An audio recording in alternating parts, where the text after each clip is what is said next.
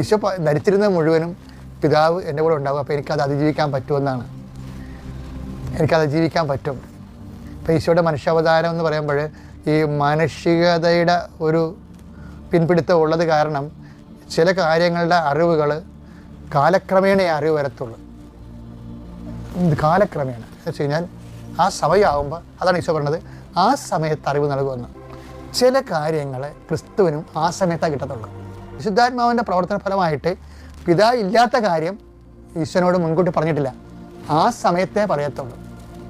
അതെപ്പോൾ ചില ആ സമയമാകുമ്പോൾ ഈശോ ഏലോയ് ഏലോയ് ലാമാ സബക്താനി, അതാണ് ആ സമയം എന്ന് പറയുന്നത്. ഇത്രയും നാൾ ആൾ വിശ്വസിച്ചിരുന്നത് എന്താണ്? നിങ്ങളെല്ലാവരും എന്നെ ഇട്ടച്ചും പോകും. കുരിശിൻ്റെ വഴികളിൽ അതാണല്ലോ സംഭവിക്കുന്നത്. മർക്കോസൊക്കെ തുണിയില്ല ഓടിയ കക്ഷികളല്ലേ. യോഹന്നാൻ മാത്രമേ നിന്നുള്ളൂ. നിങ്ങളെല്ലാവരും പോകുമെന്ന് പറഞ്ഞു. യോഹന്നാൻ കൂടി പോകേണ്ടതാണ് ശരിക്കും പറഞ്ഞത്. അതായത് പൊതുവെ ഭൂരിപക്ഷം പോയല്ലോ, 90% ആൾക്കാരും പോയി. നിങ്ങളെല്ലാവരും എന്നെ ഇട്ടച്ചും പോകും, പക്ഷേ എങ്കിലും ഞാൻ ഏകനല്ല, കുരിശിൽ ഞാൻ ഏകനല്ല, പിതാവ് എൻ്റെ കൂടെ ഉണ്ടെന്നാണ് പറഞ്ഞത്. അതായിരുന്നു ഈശോ കിട്ടിയ അറിവ്. പക്ഷേ നമുക്കറിയാമല്ലോ, പക്ഷേ കുരിശിൽ വന്നപ്പോൾ പിതാവ് ആബ്സെൻ്റായി. ആബ്സൻസ് ഓഫ് ഫാദർ ഫീൽ ചെയ്ത്, അതുകൊണ്ട് തകർന്നു പോയ ആൾ.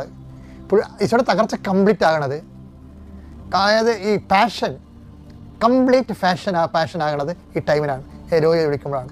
എന്തുകൊണ്ട് നീ എന്നെ ഉപേക്ഷിച്ചു? ഇപ്പോഴെന്താ പറയണത്? ഈ സമയത്ത് ബൈബിളെ ഈശോ എന്താ പറഞ്ഞിരിക്കുന്നത്? നിങ്ങൾ ആ സമയത്ത് എന്താണ് പറയേണ്ടതെന്ന് ന്യായാധിപ സംഘത്തിൻ്റെ മുമ്പിൽ നിൽക്കുകയല്ലേ. ഇതല്ലേ ഈശോ നിന്ന ന്യായാധിപ സംഘം. ഈശോയുടെ വചനങ്ങളെക്കുറിച്ച്, ഈശോയ്ക്ക് സംഭവിക്കാൻ പോകുന്ന കാര്യത്തെക്കുറിച്ച് പരിശുദ്ധാത്മാവ് വചനം വെളിപ്പെടുത്തുമ്പോൾ ഈശോൻ്റെ കാര്യം കൂടി വെളിപ്പെടുത്തിയിട്ടുണ്ട്. അതിൻ്റെ അകത്ത് എന്താ പറഞ്ഞിരിക്കുന്നത്? നിങ്ങളങ്ങനെ ആ സമയത്ത് എന്താണ് പറയേണ്ടതെന്ന്. കാര്യം പറച്ചിലാണ് കാര്യം ഇരിക്കുന്നത്.